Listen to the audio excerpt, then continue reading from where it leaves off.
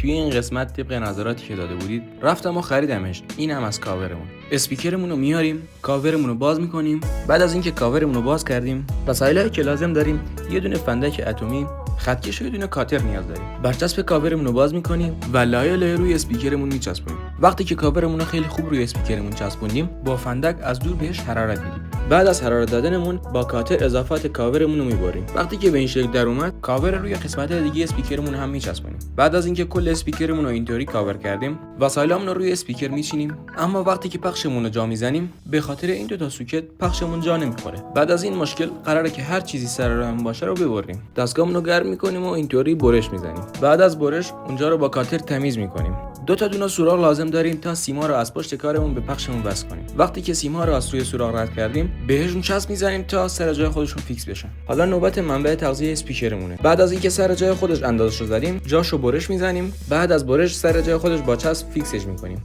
بعد از منبع تغذیه‌مون پخشمون رو جا میزنیم. وقتی که پخشمون به این سطح از محکمی رسید، باندامون رو دونه دونه جا میزنیم.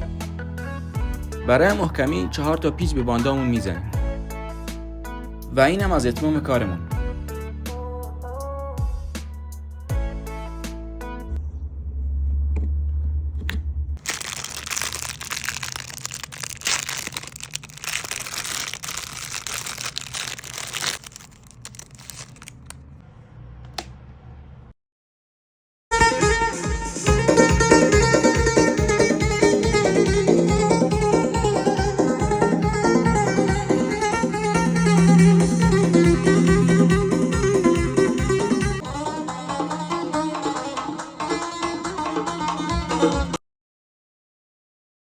قسمت‌های بعدی خواستارین اتاق گیمینگ رو از دست ندید.